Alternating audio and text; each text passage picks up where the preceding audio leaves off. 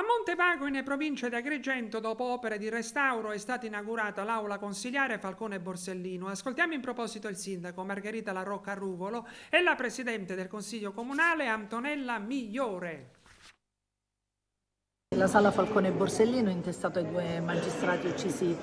dalla mafia, ritorna ad essere a fruizione, diciamo, intanto di tutta la città, ma in particolar modo è la sede del Consiglio Comunale. Questa sera siamo riusciti a poterla inaugurare. È un finanziamento che abbiamo avuto dai fondi di coesione che ha previsto appunto l'efficientamento energetico, cappotto, infissi nuovi e poi a questo si è aggiunto il restyling anche per quanto riguarda l'arredo. Ovviamente grande soddisfazione perché da questo momento la sala comunale si presenta in una veste completamente nuova e sicuramente è un'altra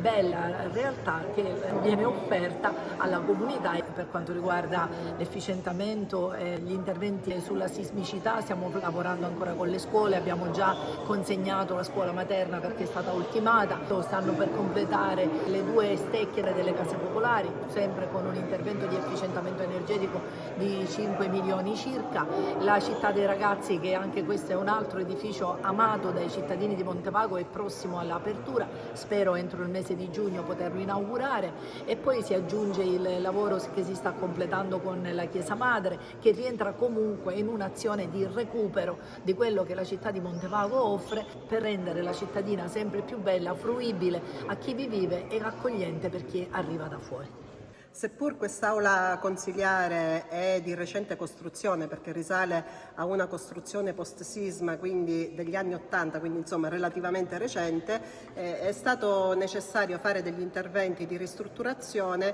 ma soprattutto di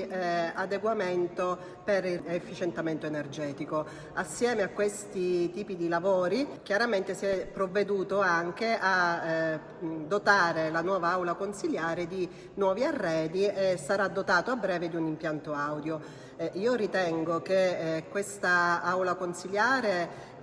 è il simbolo di una partecipazione democratica da parte di un organo collegiale che è il Consiglio Comunale, che ha un ruolo importantissimo all'interno dell'ente, e in quest'aula penso che lavoreremo bene e ritengo che potrà essere anche utilizzata per attività che possano essere diverse dalle sedute di Consiglio Comunale.